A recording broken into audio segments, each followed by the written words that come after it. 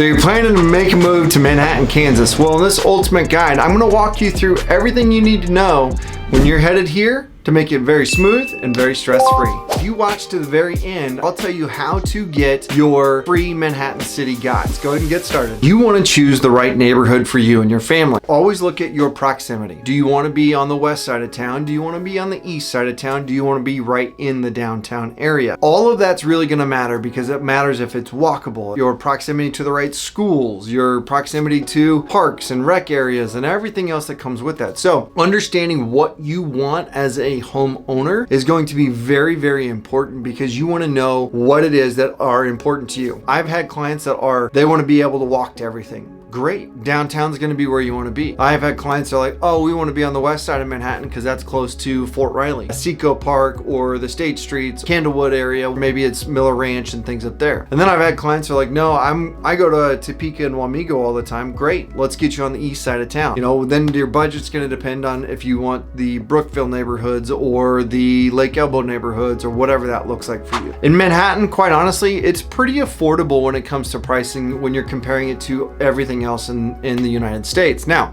I will be the first one to tell you that if you're looking at like compared to Topeka or Kansas City, probably not going to be happy with what you find here. Our taxes are pretty bad when it comes to that, but that's nothing that we can't overcome whenever you're looking for it. And I always recommend looking into your local real estate expert. Again, hopefully it's me. If it's not, make sure you have somebody that you trust and that you like and know, and that you know that is going to be able to guide you through that process because our markets do change. Our neighborhoods do change. You're not going to want to pay a $300,000 for a family home in a student housing area. Also, I think one of the things that you need to understand is what are your long-term goals with this house? One question I always ask my clients when we very first meet, what do you want to do? What's your 5-year plan? What's your 10-year plan? And most people don't want to get that deep with a real estate agent, and that's fine, but I need to know, as your realtor, I need to know what your goals are, because if you're here for 3 years and then you're off and selling this house and moving on, great. I just need to know that because that's going to change the way that I negotiate. That's going to change the way of houses that we're looking at. Or if your goal is to buy this house and then rent it out for the next 10 years, we need to know that because I need to know what type of tenant you need and wants and everything once you get past that point. So having that forethought, having that information is always really, really important when you first get started. If you're looking at this stuff for this video now and you're 6 months out, great. Let's start prepping now. And that could look at, again, doing your research on the neighborhoods, which I've got more videos on that. That could look at, you know, starting to pack up your non-essentials in the house.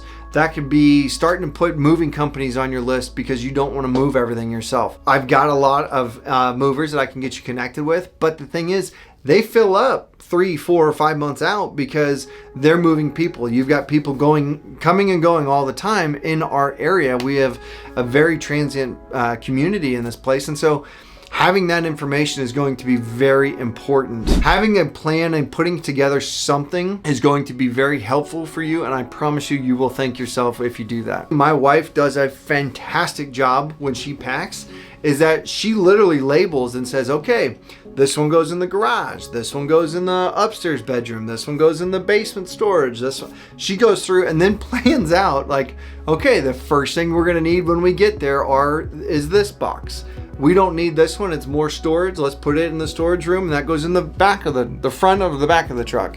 The very front to where it's the first thing packed, so you don't need to get to that at that point. The next thing we're gonna talk about is just getting settled in. Go meet your neighbors. Go find the local parks. By the way, I've got more videos on that too if you want to see those. Go find the local rec area. Enroll your kids in school. Get that list knocked out. Then you can relax, and then you're actually, you know, weeks out, you're good to go, everything on that side of it. Find your local community centers. Find your local activities.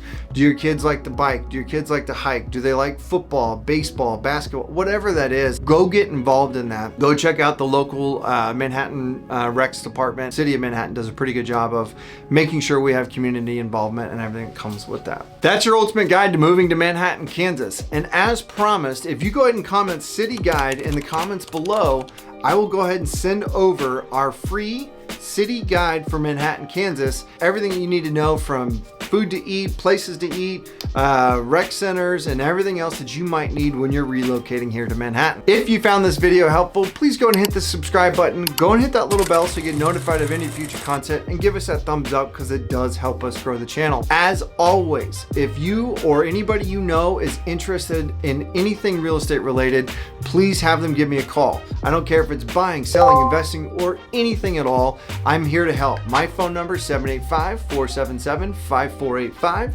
My email is kyle@homesforsalemhk.com.